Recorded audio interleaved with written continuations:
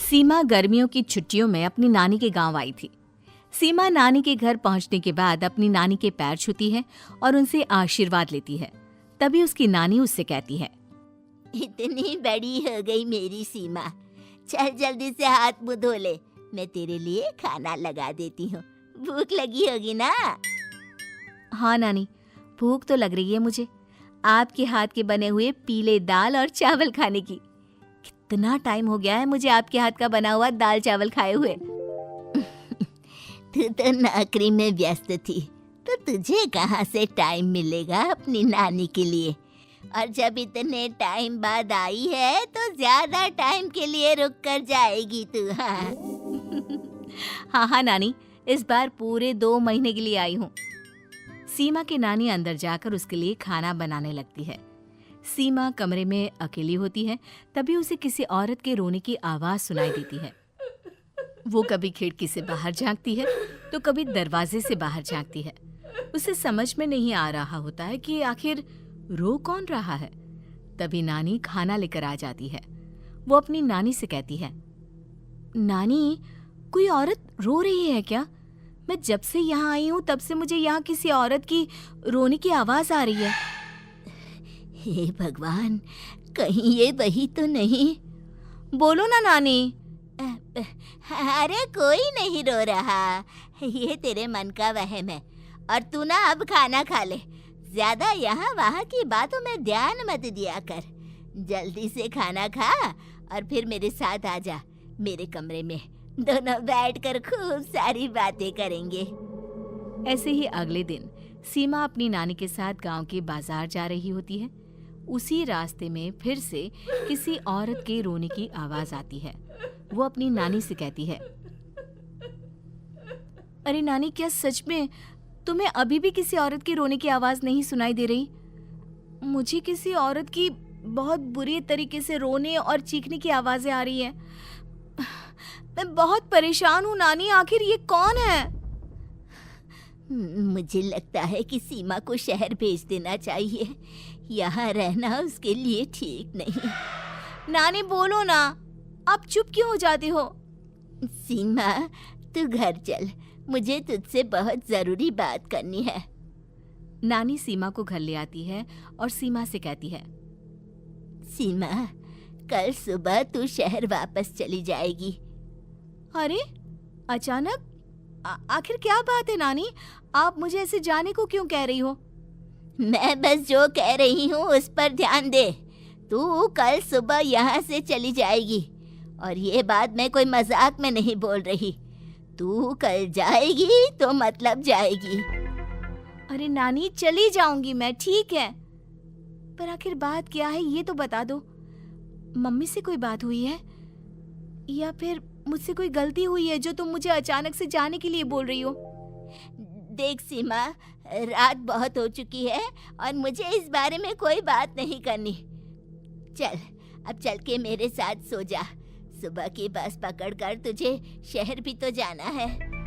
सीमा को अपनी नानी का ऐसा व्यवहार देखकर बहुत ही अजीब लगता है। उसे कुछ समझ में नहीं आ रहा होता है कि आखिर उसकी नानी उसे अचानक से गांव छोड़कर जाने के लिए क्यों कह रही है। ये सारी बातें सोचते सोचते सीमा की आंख लग जाती है और वो अपनी नानी के साथ सो जाती है। ऐसे ही आधी रात को सीमा को फिर से किसी औरत की रोने की आवाज सुनाई देती है। वो उस औरत की आवाज सुनकर बार बार करवटें बदल रही होती है और तभी उसे सपने में भी एक अजीब सी औरत की परछाई दिखाई देती है, जो इतना चीख चीख कर रो रही होती है कि सीमा डरकर उठ जाती है। वो पूरे पसीने पसीने हो रही होती है। वो अपने आसपास देखती है तो घर में बिल्कुल शांति का माहौल होता है। सीमा घबरा जाती है। वो अपनी नानी को जगाने की कोशिश करती है, मगर उसकी नानी नहीं जगती। सीमा को फिर से उस औरत की रोने की आवाज सुनाई देती है। आखिरकार सीमा अपने आप को रोक नहीं पाती और वो घर का दरवाजा खोलकर बाहर निकलती है। आखिर ये माजरा क्या है? आज तो मैं पता करके रहूंगी। अब आवाज का पीछा करते हुए सीमा आधी रात को गांव के चौपाल के पास बने कुएं के पास पहुंच जाती है, जहां कुएं की चारों ओर बेड़ियां लगी होती हैं। उन बेड़ियों में लगे हुए ताले के साथ एक लाल रंग का कपड़ा और माता रानी का कलावा बंधा होता है। उस कुएं में से सीमा को किसी के रोने की आवाज आती है। सीमा परेशान हो जाती है। इस कुएं में कौन है? कौन है यहाँ? सुनो, कौन है? कौन रो रहा है?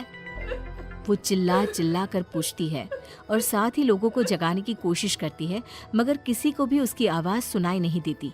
अब सीमा खुद उस कुएं के पास की बेड़ियों और तालों को खोलने की कोशिश करती है और किसी तरह कुछ देर की मशक्कत के बाद सीमा उसको खोल भी देती है। और जैसे ही वो कुआं खोलकर उसके अंदर झांकती है, सीमा उस कुएं में गिर जाती है। इतने में उसकी नानी की नींद भी खुल जाती है और सीमा को पास ना देखकर नानी परेशान हो जाती है। नानी घबराकर पूरे घर में उसे ढूंढने की कोशिश करती है, जिसके बाद उसकी नानी और सभी लोग उस खूनी कुएं के पास जाते हैं और सीमा की नानी कुएं के पास खड़ी होती है। सभी गांव वालों और सीमा की नानी को सीमा के चिल्लाने की आवाज आती है, बचाओ, कोई मुझे बचाओ। मेरी बच्ची, हम आ गए, हम तुझे बचा लेंगे। नानी, मुझे यहाँ बहुत डर लग रहा है। यहाँ इंसान की कटी हुई मुंडिया, हाथ, पैर और कंकाल है और खून भी है। नानी, मुझे डर लग रहा है।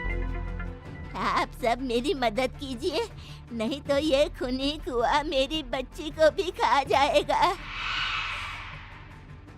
अरे मुझे तो ये समझ में नहीं आ रहा कि आखिर इस खूनी कुएं को खोला किसने। सालों पहले इसको इतनी मुश्किलों के बाद तांत्रिक बाबा ने बंद किया था। अरे पूरा गांव खूनी कुएं के बारे में अच्छे से जानता है, तो कोई भी जानबूझकर तो ऐसा करेगा नहीं। मतलब किसी ने अनजाने में इसे खोल दिया है भैया। सीमा को इस बारे में मालूम नहीं था और जब से वो यहाँ आई थी तभी से उसे किसी औरत के रोने की आवाज़ें भी सुनाई दे रही थी। कहीं सीमा ने ही तो उसे नहीं खोला। अगर ऐसा है तो फिर सीमा का बचना बहुत मुश्किल है। वहीं कुएं के अंदर सीमा रोते हुए बैठी होती है कि उसे आवाज सुनाई देती है जो कुएं के बाहर खड़े गांव वालों में से किसी को सुनाई नहीं देता। आज सालों के बाद मुझे ताजा खून मिलेगा। तेरा खून पीकर आज मैं अपनी प्यास बुझाऊंगा।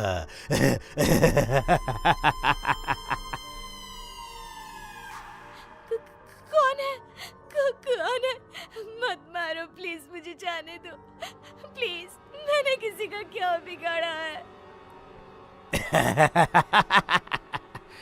वो तुझे मरने के बाद पता चल ही जाएगा। जितने में गांव वाले और सीमा की नानी कुछ सोच पाते, उतने में उन्हें सीमा के चिल्लाने की आवाज आती है और अगले ही पल सब शांत हो जाता है। क्या हुआ? सीमा, मेरी बेटी। माफ करना बहन, लेकिन अब सीमा वापस नहीं आएगी। हमें एक बार फिर से कुएं को बंद करना होगा। गांव वाले तभी तांत्रिक को बुलाकर लाते हैं। एक बार फिर अपनी शक्ति से तांत्रिक बाबा उस कुएं को हमेशा हमेशा के लिए बंद कर देते हैं और वहां एक बोर्ड लगा दिया जाता है कि यहाँ आना मना है।